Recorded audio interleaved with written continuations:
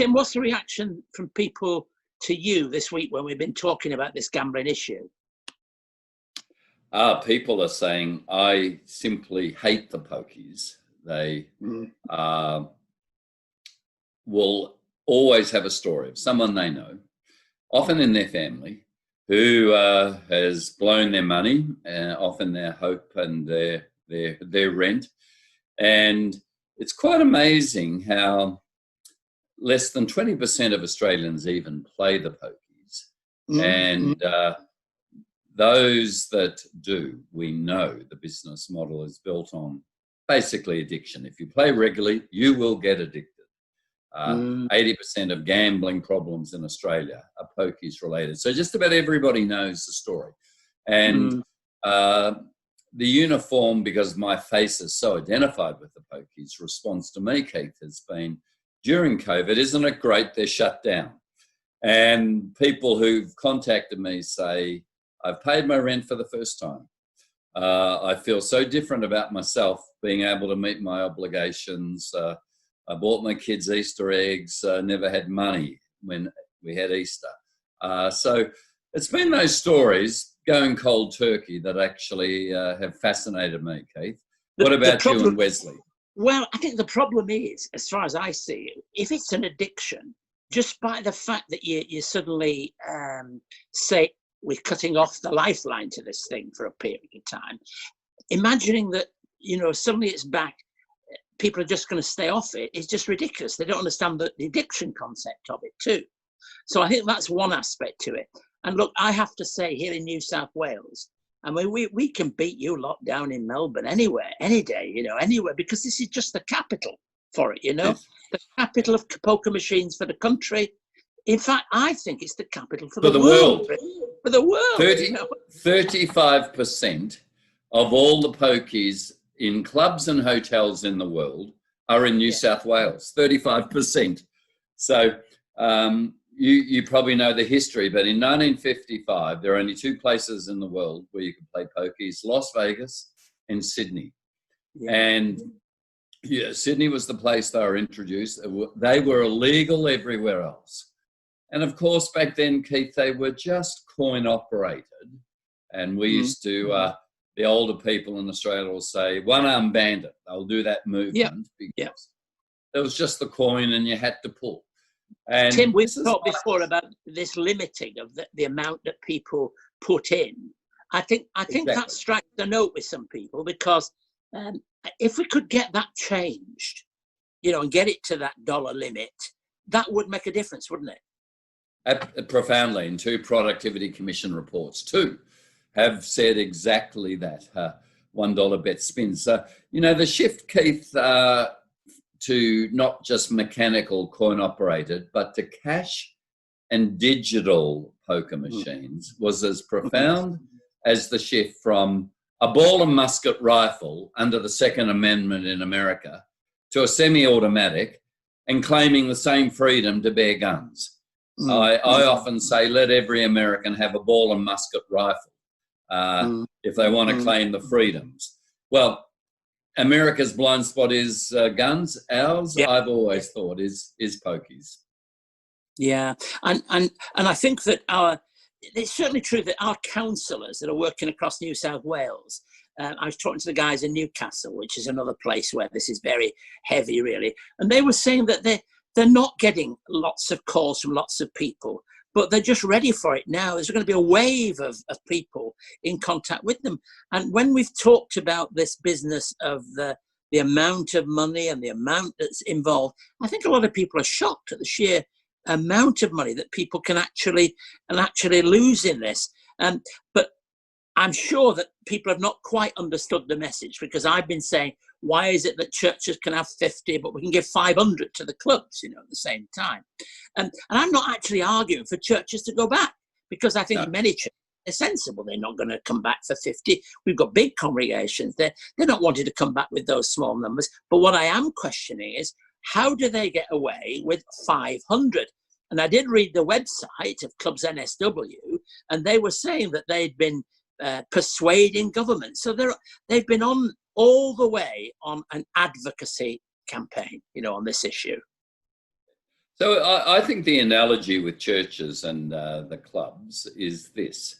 We often hear secular people say the church has far too much power in society, as if behind closed doors with politicians, we're pulling all the strings. What's amazing is churches, rightly, can only have 50, or is it 100 now in New South Wales, whatever the limit is. And here is Clubs New South Wales openly boasting about influencing the government, influencing the chief health medical officer. And no shame. No, you know, if I had all this power, or you did it as a church person, I wouldn't actually be boasting about it. They have boasted that they actually had dispensations and exemptions that nobody else in society gets. That's what's bizarre about the Clubs New South Wales website. And of course, they're talking about rooms, so many in a room. But there's a lot of big churches in Sydney. There's lots of us got lots of rooms, but we're not considered in that. I'm actually interested, if the poker machines are not part of this, let the clubs have their meetings and just don't have the poker machines on. Let's get those turned off. But they're not going to be turned off, are they? Because they rely on the income that comes from these things for their very survival. I remember when the Souths here wanted to, it was at the time when Russell Crowe and Delacourt were in. They were fighting for a survival, weren't they? Yeah, and they were going to support the idea of not having machines. Russell Crowe was for that.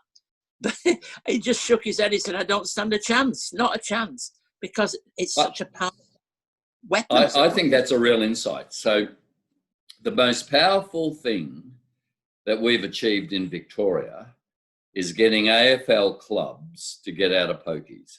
Yeah. And it's cost them all money, but they've all but 2 or 3 now have done it.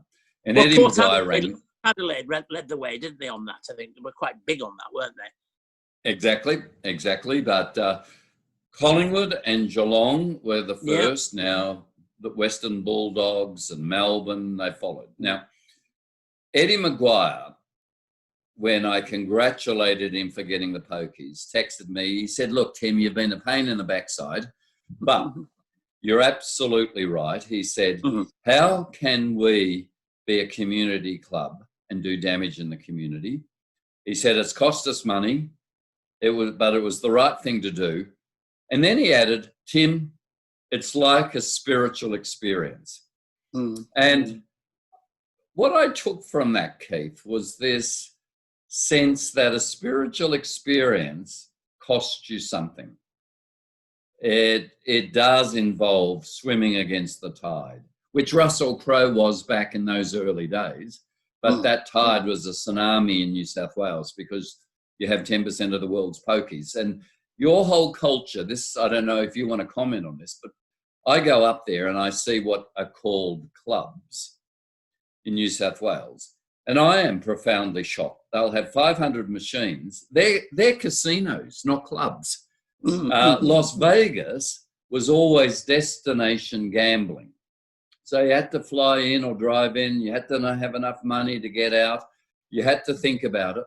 When they're spread through the suburbs, as your clubs are, they're not simply destination. They are shaping the culture, shaping the politics, capturing the very notion of community. We are bringing community to you. And without us and the pokies revenue, you wouldn't have community. It's the totalising of it in New South Wales that really does shock me, Keith. Yeah, and I think that, Tim, I think that there's a mismatch of truth here, because whenever I've gone in the media and talked about this, people from the clubs have said to me, we do such a lot of good in the community, you know, we do this, we do that. And I won't tell you who it was, but it was a leading member of the clubs, said to me, you know, you've no right to talk like this. Without people like us, you wouldn't be able to do the work you do. I said, pardon, what do you mean by that? And they meant that they do give money. but it's tiny amounts of money in reality to the large amount of money that goes in other ways. They do, and I think, let's be honest about it, I think some of the meals they put on for pensioners and for older people in some of these clubs is first class. It's good, it's excellent. I don't want to criticise that at all. But for everyone that's getting that, there's somebody the other side who's just putting money after money after money in the machines. And I think we have to make a separation in our minds about the good that they do in the community and what's actually happening. And one of the things that we're conscious of, and my counsellors are conscious of, is all the related things: anxiety, family violence, a whole pile of things that are related to some of these terrible, terrible issues that are around. 20% of domestic violence is now related to pokies. We've got the figures down here. And state governments are magnificent. At least ours has been on addressing and funding programs for domestic violence, but they don't want to talk about the link with pokies. Going to your point that we do good and you couldn't do the work without us, it's fascinating to me, Keith, that in Western Australia, which has no pokies in the suburbs, only one place, the casino, none through country towns, none through Western Australia. Western Australia has higher levels of community, sporting participation, recreation, communal life than the eastern coast. Mm. And one of the lies, and I'm going to use that word, is without us, you could not do good. This totalizing and capture of the idea that we bring community, I think, is very devastating. And the reason is very simple. If you imagined that liquor stores depended on alcoholics for 50% of their profits, and said, but we do good, we wouldn't buy it because we know the damage. Pokies are relying for 50 cents in every dollar coming from someone addicted. And also and then people... saying that, and poorer people in many cases, aren't they? They're people who haven't got any money to start with to talk about. Absolutely. And they're putting most of the money they've got down the neck of the machines. Absolutely. The postcodes, you put poor postcodes, put the map of the pokies, you'll see where they are. Fairfield, New South Wales is the epicentre. And that argument of doing good, I think, is really important because all of us want community and we want, a little bit of handout, whether it's Wesley or whatever. But your point is right. The community benefit paid by the pokies has two problems. First, it's really small as a fraction of what they give. Second, rather than it coming from New South Wales government, which has imposed the community benefit tax, it comes from the club. And the club says, we are your patron. To you, the charity, we are your benefactor. So when we were trying to get pokies reform under Julia Gillard, she was introducing a lock in your losses approach. So you voluntarily would set your losses and say, I can't lose more than $500 and set a time. Who absolutely destroyed it? The clubs. And who did they actually have leading their un-Australian campaign to stop this lock in the losses? Community leaders, a well-known Catholic priest in your town saying, but our charity, the clubs gave money to. I thought that was one of the lowest points I've ever seen. Literally an addictive product saying, without us, you cannot do good. I think that we've got to say to ourselves that now this is the chime. You've really got to do something. I know you've been saying for a while, Tim, and I'm certainly saying the same thing. This is a golden opportunity while we've actually had this period of lockdown to actually address it. So when we announce the 1st of June, the curtain's coming up, it might be an opportunity lost. I've been saying the pokies are gone. What's really happening is their reintroduction. And to Premier Gladys to say, in reintroducing them, you are making an active decision, and you'd never reintroduce this again on the same terms anywhere else in the world. You would limit the hours that they're open. Why should you be open from 9 a.m. to 5 a.m.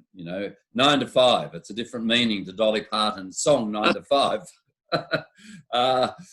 You are reintroducing it without actually taking the opportunity to pull back. And at the back of my head, Keith, was from the old country, your homeland, the Westminster Culture and Gaming Committee came out, and it's House of Lords and House of Commons, and they were investigating. They interviewed me to say, how do we avoid the Australian disaster? That was their term. And when I told them my state, Victoria, gets 12% of its revenue from pokies, they wouldn't believe me. They said that figure's got to be wrong. I said, why? They said, no government would be that irresponsible to allow that many pokies just for revenue. And I showed them the figures. They were aghast.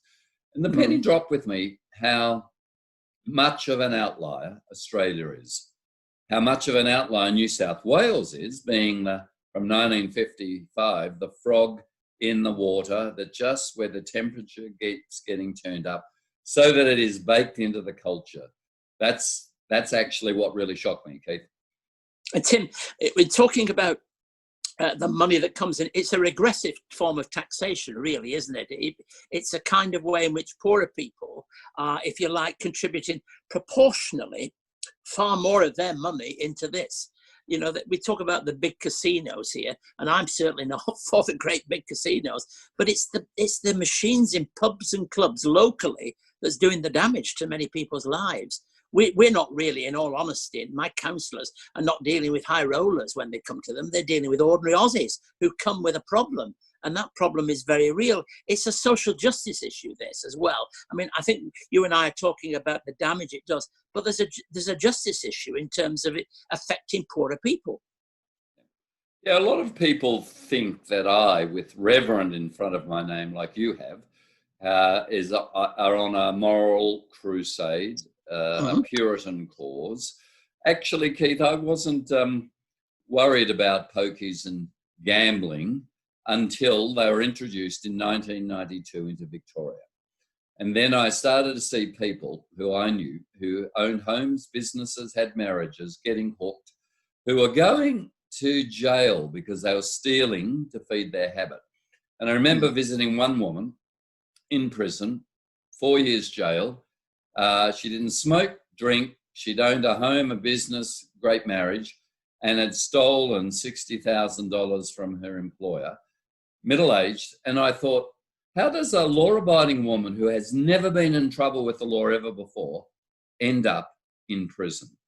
And I realised that this wasn't a wowzer issue. This was an issue of actually social justice, that we had allowed these without real consumer warnings, and the machine is built for addiction, to spread across the poorest postcodes, redistributing money from the poorest to the richest, both government and the captains of gaming industry. By the way, these CEOs of clubs are on $500,000 plus, far more than the Prime Minister.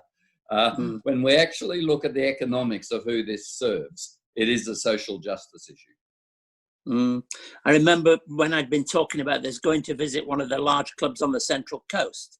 And I think when I went there to meet them, they took me in the back room to give me a coffee. And basically they wanted to know why we were doing all this talking. Why were we doing it? And for me, I'm the same, basically a gut feeling. I'm doing this because people matter. And we've got to speak up for them, whether it's here or there. Tim, I think our time might be running out. We will talk. It has been a delight to, and let me just say thank you for your years of service at Wesley. I know you're finishing up at the end of the year. You've been a magnificent trooper, a tower of strength, Keith. Well, you're very generous in what you say, Tim. God bless you.